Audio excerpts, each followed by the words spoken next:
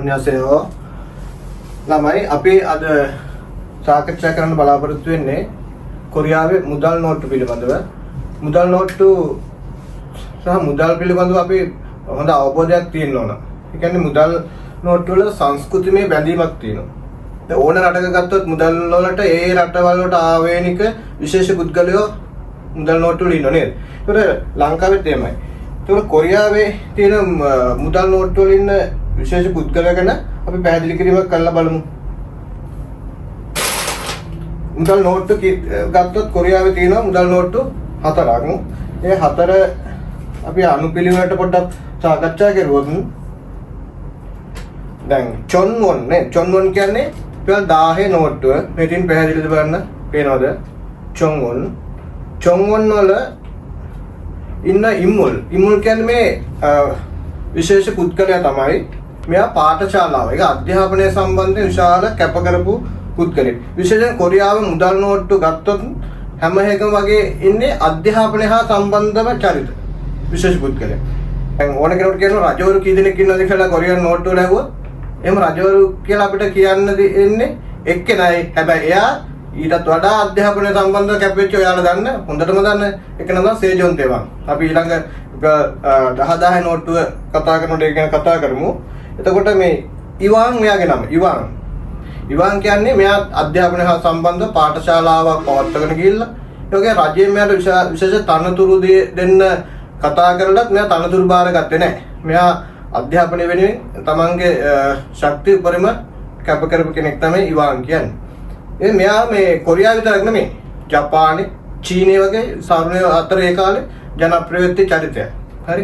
එතකොට චොන්වොන් කියන මුදල් නෝට්ටු ඉන්නේ කවුද? ඉවාන්. හරි. මතක තියාගන්න ළමයි ඉවාන් තමයි චොන්වොන් නෝට්ටු ඉන්නේ. හරි. ඊට පස්සේ අපිට තියෙන්නේ ඕචොන්වොන් චරි. එතකොට කියන්නේ 5000 නෝට්ටු. මේක ඉන්නේ කවුද? මේ කියන්නේ ඊ කියලා කෙනෙක්.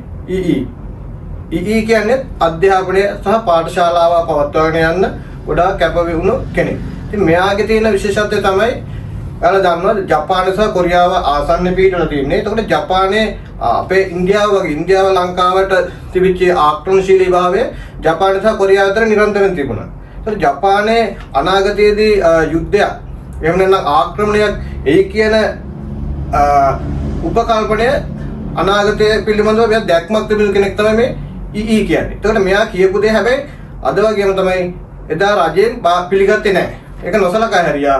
නමුත් ඊට ටික කාලයකට පස්සේ ජපානයේ දැවැන්ත ආක්‍රමණයක් එනවා. ඒ ආක්‍රමණයදී මුහුණ දෙන දකුණු කොරියාව. ඒ මුහුණ දීලා ජයග්‍රහණය ලබනවා. හැබැයි ඒ වෙච්ච හානිය අවම කරගන්න දුන ඊ කියන කෙනා කියපු මේ විශිෂ්ට පුද්ගලයා කියපු ඒ අනාවැකි විශ්වාස කරගන්න. අදටත් ඒගොල්ලෝ හුහේ හදාගෙන පසුතැවෙනවා මේකට ක්‍රියාමාර්ගයක් එයා කියපු දේ කරගන්න බැරි නිසා. ඒ පිළිබඳව මෙයා විශේෂ පුද්ගලයෙක් තමයි කවුද? ඊ කියන්නේ. එතකොට 5000 නෝට්ටු වෙන්නේ කවුද? ඊ කියන කෙනා. මෙයා ගැන තව පොඩි පැහැදිලි කිරීමක් තව ෂුට් එකකින් කියන්න. ඊට පස්සේ ඔයාලා දන්නවා කවුද?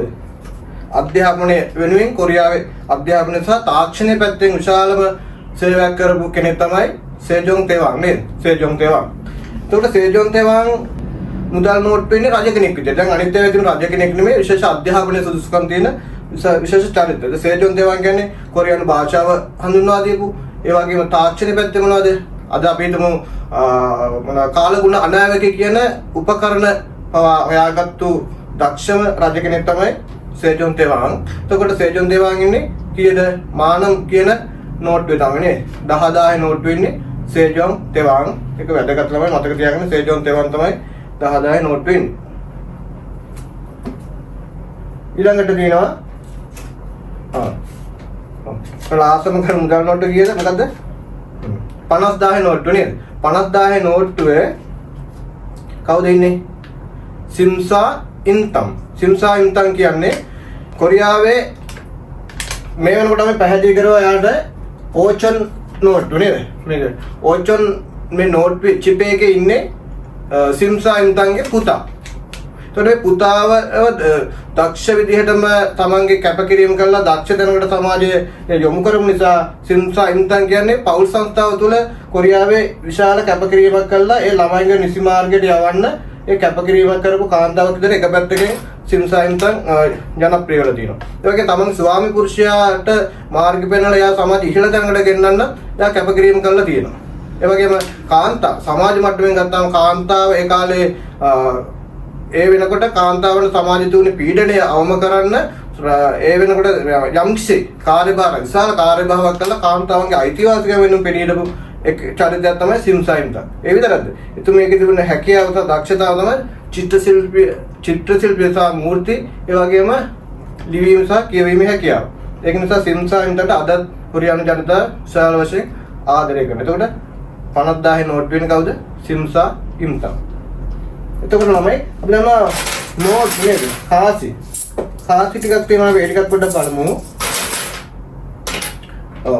කාසි කීයක් තියෙනවද? දැන් භාවිතා වෙන කාසි තියෙනවා 4ක්. හරි? ඒකත් අපි බලමු. එතකොට පුංචිම කාසිය තමයි සිබ්බොන්. සිබ්බොන් කියන්නේ C1 කියන්නේ වොන් 10 කාසිය. දැන් වොන් 10 කාසිය තියෙනවා ස්මාරකය. ඒ ස්මාරකය තමයි දබුතක්. මේ දබුතක් කියන්නේ ළමයි කොරියාවේ kyonju ගුල්ගුක්සා කියලා පන්සලක් තියෙනවා.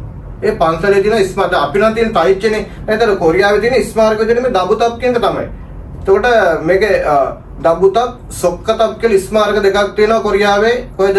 ගුල්ගුක්සා පන්සලේ ඉහළට පොඩක් නැග්ගට පස්සේ තියෙනවා. ඒක විශාල පිරිසක් බලන්න එනවා. ඒක හදලා තියෙන ප්‍රෞಢත්වය සහ නිර්මාණශීලී හැකියාව අතිවිශිෂ්ටයි. තනිකර කළු ගලෙන් නිර්මාණ කළ තට්ටු ගණනාවක් තියෙනවා. ඒක හරිම විශිෂ්ට නිර්මාණයක්. ඉතින් දබුතක් කියන එක එතකොට මේ C1 එකට ඇතුළත් කරලා තියෙනවා. හරි. සොක්කතක් කියලා මේ වගේ ස්මාරක තියෙනවා. ඒක කොරියාව ගියන් බලන්න පුළුවන්. එතකොට මේවා අනුරූප විදිහට පන්සල් වල හැමතැනකම මේවා දකින්න පුළුවන්. හැබැයි මේක ඔරිජිනල් එක තියෙන කොහෙද? ගුල්ගුක්සා පන්සලේ. හරි. දබුතක්. ඊට පස්සේ අපිට දකින්න පුළුවන් ඕෂිප්වන් එකේ තියෙන මොනවද? ඕෂිප්වන් අපි ලොකු පැහැදිලි කිරීමක් කරන්න දෙන්නේ කොරියාවේ තියෙන සංස්කෘතිකත්වය පෙන්වන්න V කරලක් තමයි තියෙන්නේ. V කරලක් තියෙන මොනවද? V කරලක් තියෙනවා ඕෂිප්වන් කාසිය. කියන්නේ 150 කාසිය. ඊට පස්සේ පෙග්ගොන් චරි තමයි පෙග්ගොන් චරි තියෙන කවුද? පෙග්ගොන් චරි කියනවා ඊසුසින් චංගුන් කියන්නේ කොරියාවේ දක්ෂ සෙනවියෙක්. හරි දක්ෂ සෙනවියෙක්. ජපාන් අධිරාජ්‍යවාදීන් එක්ක සටන් කළා. අපි මිහිට මොහොතකට පස්සේ මම කිව්වා ජපාන් අධිරාජ්‍යවාදීන් කොරියාව ආක්‍රමණය කරන කියන අනාවැකි කියපු ඊ කියන ඒ අධ්‍යාපනඥයා කියපු දේ පිළිපැදුවේ නැති නිසා ජපාන් අධිරාජ්‍යවාදී දකුණු කොරියාව ආක්‍රමණය කරා. ඒක අපි ඒක සැලකුවේ නෑනේ. නමුත් ඒ ආක්‍රමණයට මීට වඩා හොඳට මුහුණ දෙන්න තිබුණා. එදා ඒ අනාවැකිය පිළිගත්තා. නමුත් ඒකට නායකත්වය දුන්නේ කවුද? ඊසුසින් චංගුන් කියන සෙනවියා. මෙයා සෙනවියෙක්. දක්ෂම සෙනවියෙක්. ඒකට එයා නිර්මාණය කළා මොකද්ද?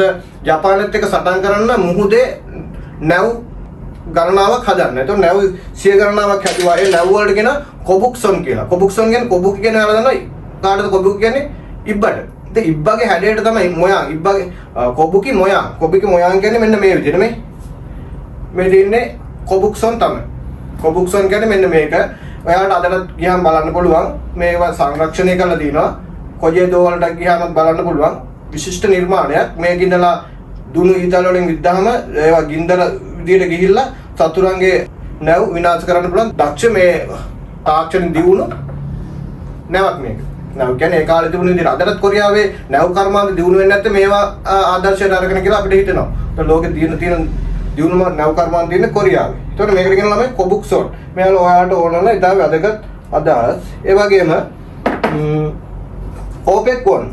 ඕපෙක්1 කියන්නේ 500 කාසිය.